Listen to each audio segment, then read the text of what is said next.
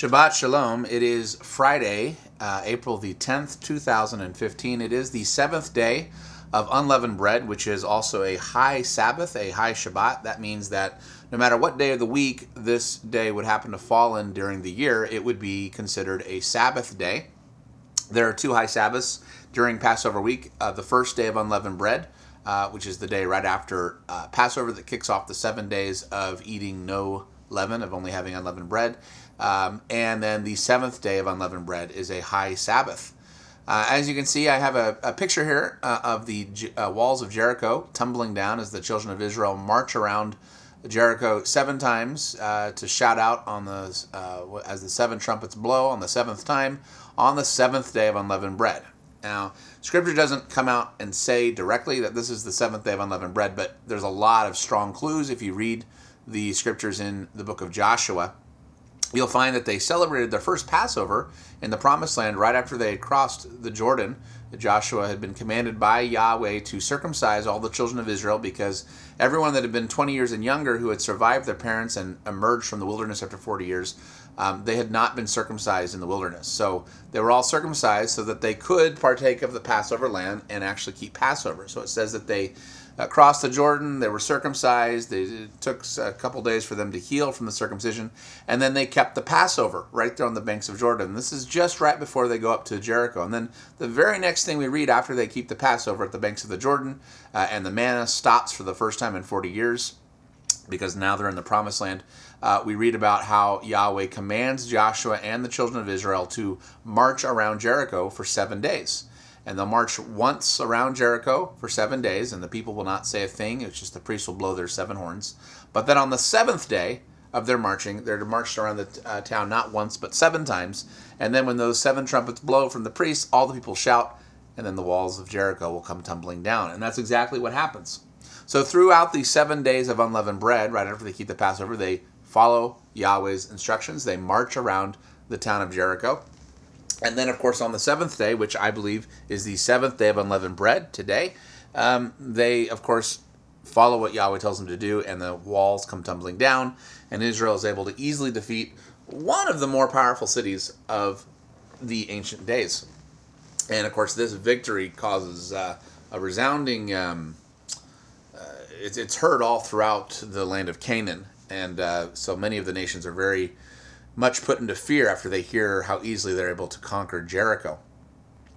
So it's the 7th day of unleavened bread. It's a day of victory. We've been kind of in this season of victory for the last several months because we started off with Hanukkah, of course, which is all about victory, how the Maccabees had this overwhelming victory against the Greek Empire, against impossible odds.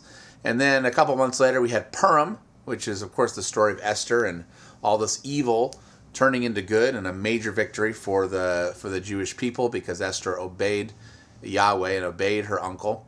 And now we come to the 7th day of unleavened bread, which is a resounding victory for the children of Israel. These walls come tumbling down, and they're able to just take this very powerful city by simply praising and shouting to Yah.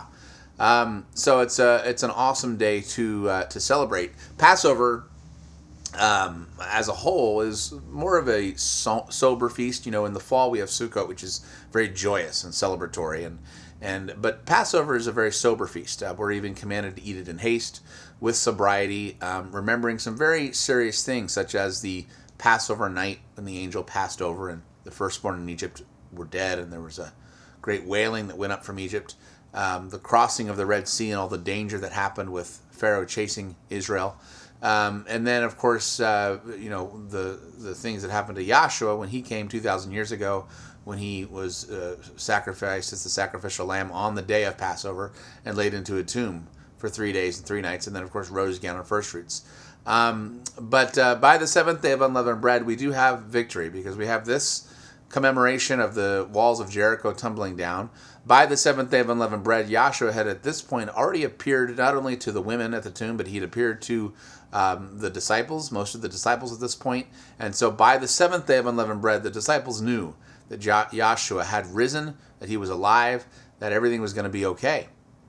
So the 7th day of unleavened bread is a great time of celebration. As I noted in a previous video a couple of days ago, as Passover was just beginning, This year is unique. As we know, the 7 days of unleavened bread, including Passover, always happen at a different time every year. Sometime in late March, early April, it always happens. But depending on the moon, when the new moon occurs, it can happen in a different time frame.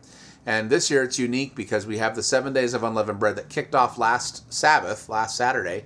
And today is the seventh day. It's a Friday. But tonight, of course, when the 7 days of unleavened bread, and you'd usually be able to go out and buy leaven or eat leaven or cook something with leaven in it, you won't be able to because it'll be the Sabbath day. And so our Feast of Unleavened Bread is sort of, as it were, extended an extra day because we're not able to go out and buy yeast or cook with yeast because it'll be the regular weekly Sabbath. So Yahweh has kind of orchestrated things this year on the calendar to force us to have 8 days of unleavened bread rather than 7 days of unleavened bread, tacking on that extra day, the weekly Sabbath.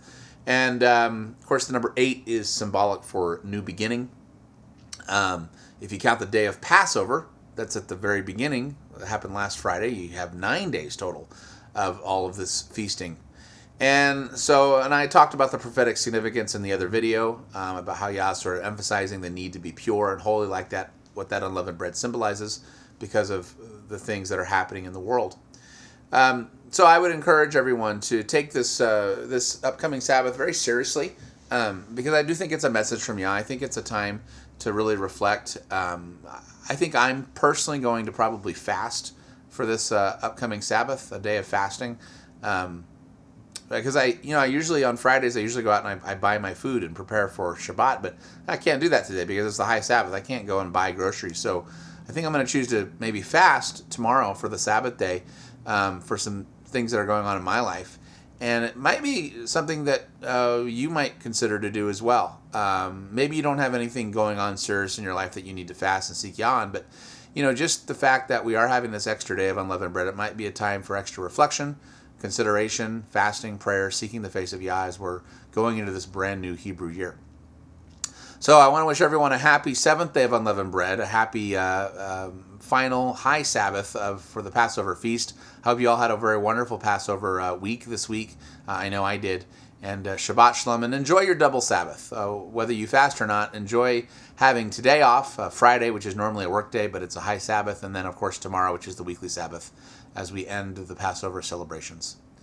Shalom and Shabbat Shalom. This is Daniel John Lee with Torah Restoration Ministries. Website is www.spiritandtorah.com.